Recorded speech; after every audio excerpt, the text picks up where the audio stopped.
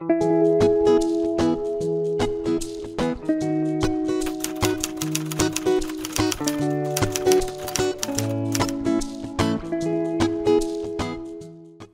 8-я серия нашего мини-сериала по самостоятельной сборке кораблика для рыбалки. В прошлой 7-й серии, когда мы установили и подключили всю электронику, я в конце показал основные базовые настройки для того, чтобы наш кораблик мог нормально функционировать. А в этой серии я покажу еще несколько дополнительных настроек, которые в первую очередь нацелены на безопасность кораблика. Они нацелены на то, чтобы минимизировать шансы потерять кораблик на водных просторах. Я для этого выделил 3 основные настройки, и, кстати, одну из этих настроек мы уже произвели в прошлой 7-й серии, когда настраивали внешний датчик телеметрии. И для того, чтобы это видео было, скажем так, полноценным по безопасности кораблика, я еще раз быстренько покажу эту настройку. Значит, что самое первое приходит на ум, когда речь идет о кораблике на дистанционном управлении? Сразу возникает вопрос: а как же так управлять корабликом, чтобы у него где-то там далеко в воде не разрядился аккумулятор? И вот как раз эта настройка посвящена данному вопросу. Сразу хочу обратить внимание, что для этой настройки у нас обязательно должен присутствовать внешний датчик телеметрии. Именно для этого я его сюда и устанавливал. И первым делом нам необходимо подать питание на кораблик, для того, чтобы у нас включился этот датчик.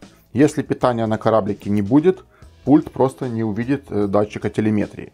Включаем кораблик. Включаем пульт. Произошел звуковой сигнал, есть соединение. Все работает. Заходим в меню, держим ОК. Переходим в системные настройки, System Setup. Опускаемся к пункту RX Setup и находим пункт RX Battery. Попадаем в меню настройки аккумулятора. Здесь первый пункт Type. У нас уже все установлено правильно. В прошлой серии мы это сделали. Здесь важно, чтобы было установлено Ext LiPo. Ext это означает, что кораблик берет информацию именно с внешнего датчика, то есть берет информацию о состоянии напряжения в батарее. Ext. А LiPo это тип аккумулятора. У нас будет литиевый аккумулятор, поэтому ставим LiPo. Дальше.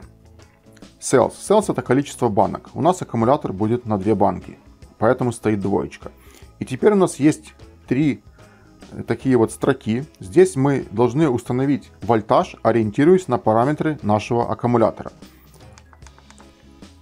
Height это максимальный заряд аккумулятора, который у нас будет установлен в кораблике. 2 банки по 4,2 вольта, вместе максимальный заряд 8,4 вольта уже установлено. Теперь пункт AL. Это сокращенно аларм. Означает, при каком напряжении пульт будет издавать звуковой сигнал и предупредит нас о том, что пора заряжать уже аккумулятор. Я выставил 6,8 вольт. Это значит, что напряжение на одной банке будет 3,4 вольта. И Low это минимальное напряжение. Я выставил на банку 3,2 вольта. В сумме аккумулятор будет выдавать 6,4 вольта. Если на аккумуляторе 6,4 вольта, пульт будет уже пищать очень настойчиво и буквально насильно нас заставлять вернуть кораблик к берегу и зарядить аккумулятор. Но лучше до этого момента не доводить. Лучше вот обратить внимание на зарядку аккумулятора на вот этом вот этапе. 6,8 вольт. Можно даже чуть-чуть меньше поставить, но я пока выставил так. И на вот этом этапе уже начать заряжать аккумулятор. У нас все это выставлено. Сохраняем. Теперь переходим в пункт Choice Sensor. И вот здесь первым пунктом мы выставляем EXT-V и вторым пунктом TX-V. Это означает, что на главном экране у нас вот будет отображаться такая вот информация. Первым пунктом будет напряжение на аккумуляторе кораблика. И вторым пунктом вот это TX-V это напряжение элементов питания в самом пульте. Настроили. Теперь можем в принципе это проверить. У меня подключен регулируемый блок питания. опускаем напряжение.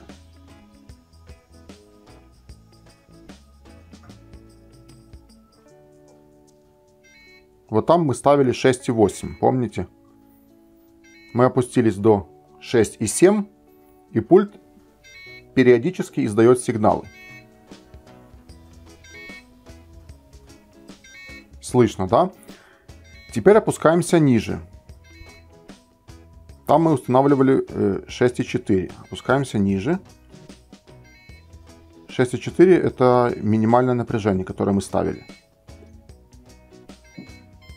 Вот, опустились ниже, чем 6,4, и пульт просто уже тарахтит без остановки.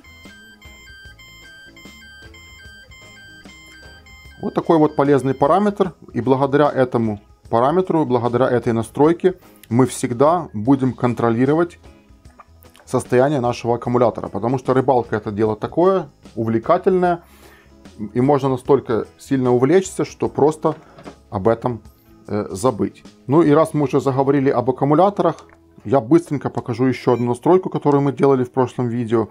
Но эта настройка есть только на модифицированных прошивках. Вот пункт экстра. Это, кстати, забыл показать. Это System Setup. Все тот же. Пункт экстра, который есть только на модифицированных прошивках. Заходим в экстра и здесь выбираем TX Bed. И вот мы выбираем тут аларм. Это вольтаж, при котором у нас будет пищать пульт, если у него будет до вот этих вот заданных параметров доходить напряжение на самих аккумуляторах в пульте. Потому что у нас на кораблике может быть все заряжено, пульт может разрядиться и, соответственно, потеряется связь. И, конечно же, с разряженным пультом мы уже никак кораблик не вернем, придется за ним плыть. Это были вот такие вот настройки, которые касаются непосредственно питания как самого кораблика, так и пульта. Идем дальше. Следующая настройка, которую я сейчас буду показывать, связана непосредственно с сигналом между пультом и корабликом. В принципе, эта настройка всегда включена, но нам нужно сделать так, чтобы мы могли ее видеть на главном экране. Для этого заходим в меню, держим ОК, System Setup, опускаемся в RX Setup и Choice Sensor. Мы здесь уже только что были, когда настраивали внешний датчик телеметрии.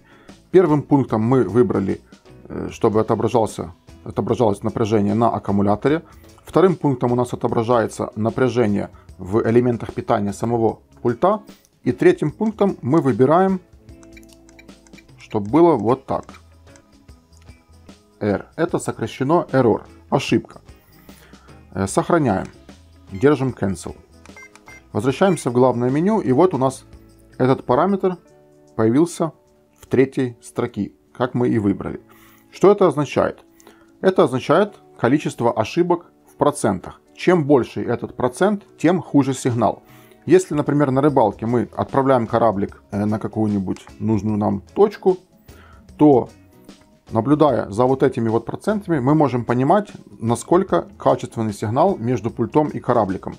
Если, например, мы доходим где-то до 80-90%, то я рекомендую уже остановиться и кораблик немного даже вернуть поближе к себе. Потому что если мы дойдем до 100% ошибок, большая вероятность того, что прервется связь между пультом и корабликом. То есть мы уже заплыли за радиус действия пульта. Поэтому это такая очень, я считаю, важная настройка, важный параметр, благодаря которому мы всегда можем наблюдать за качеством связи между пультом и корабликом.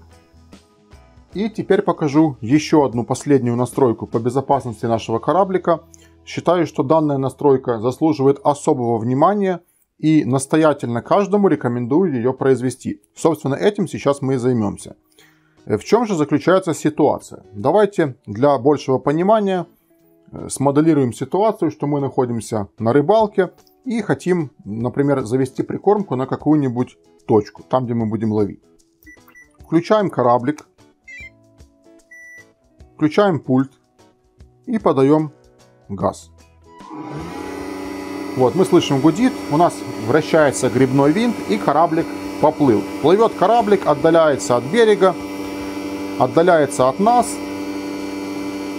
И тут по тем или иным причинам у нас кораблик теряет связь с пультом.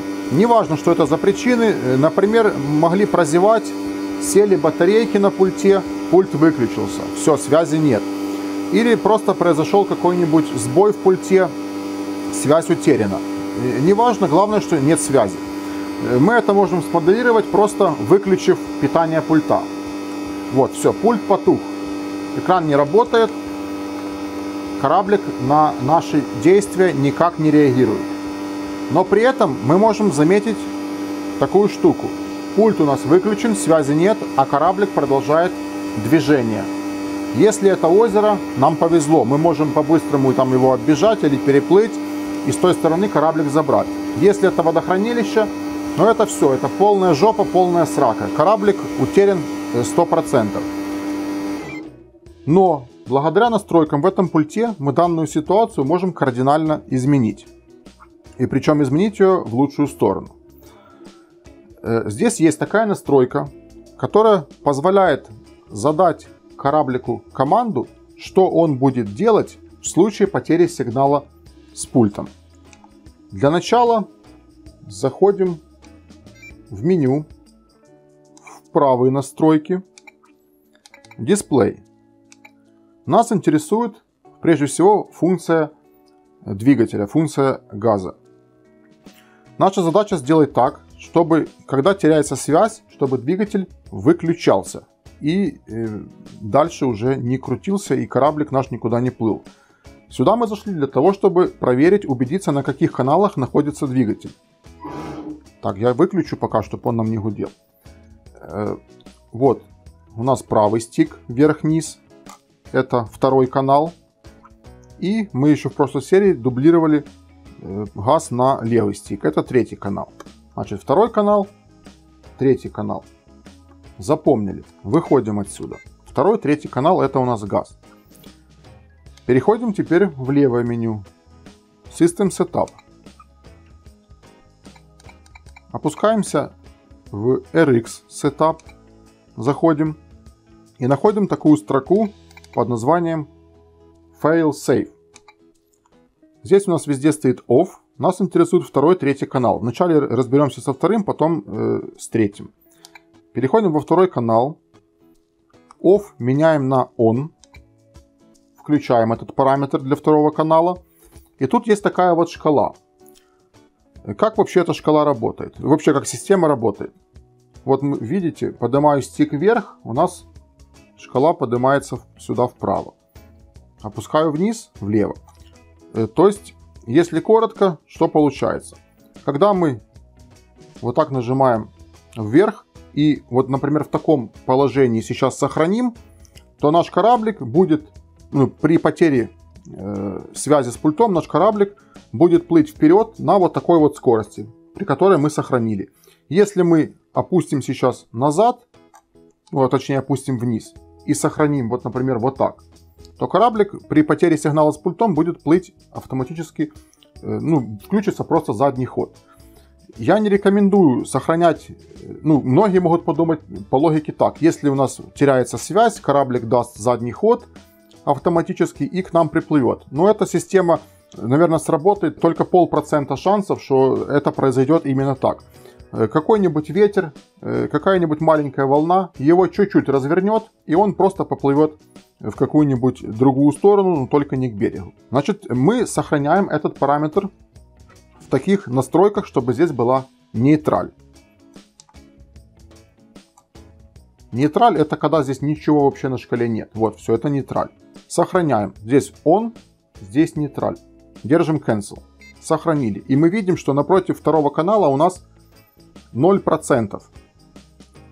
То есть, например, если мы сохраним, здесь будет минус 1%, то кораблик будет назад плыть вот с минимальной своей скоростью. Если будет плюс 1%, будет плыть вперед на минимальной скорости при потере сигнала. Дальше меняем теперь третий параметр на третьем канале. Делаем то же самое все. Здесь у нас нет, то есть видите, вот мы можем, вот стик не подпружиненный, мы можем вот так сохранить, будет плыть вперед. Мы здесь ставим тоже на нейтраль. ничего здесь нет. И включаем он. Сохраняем. Убеждаемся, что здесь 0 и 0. Вот, тут по нолям. То есть, когда будет теряться связь, второй и третий канал уходят автоматически в 0%. Ничего не будет происходить. Выключаем, точнее сохраняем. Держим Cancel. Выходим в главное меню. Включаем кораблик. Покажу, как это работает. Вот, связь есть. Опять же, мы на рыбалке. Отправляем кораблик на точку. Включаем газ. Он гудит. Выключаем пульт. Пульт потух. Кораблик перестал работать. Теперь давайте проверим, например, у нас кораблик там сейчас включен, у него задний ход. И в этот момент тухнет пульт. Все, кораблик выключается. На этом стике еще раз проверим ход вперед. Вот, плывет кораблик у нас. Плывет на максимальной скорости.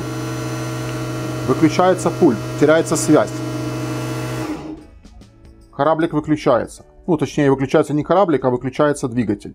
Все, кораблик останавливается, и тогда мы уже принимаем какие-то меры. Или по-быстрому меняем здесь батарейки, если причина потери связи была именно в разряженных батарейках. Или там делаем что-то еще. Если что-то сломалось и кораблик остановился, мы хотя бы можем доплыть. Но мы будем плыть до кораблика, а не будем плыть за ним, пока он плывет на огромной скорости, то мы вручную вряд ли успеем его догнать. Так он спокойно себе остановился, стоит на месте, и у нас будет время что-либо предпринять. В общем, вот такие вот полезные настройки я вам показал в данном видео. Я специально их вывел в отдельную серию, потому что это действительно очень важно. Именно эти настройки помогут вам обезопасить себя от потери кораблика. Да, это, конечно, не гарантирует на 100%, но тем не менее очень сильно увеличивает шансы, что вы кораблик сохраните в случае какой-нибудь неполадки. Спасибо за внимание, подписывайтесь на наш канал, смотрите много интересного видео. До встречи в новых сериях.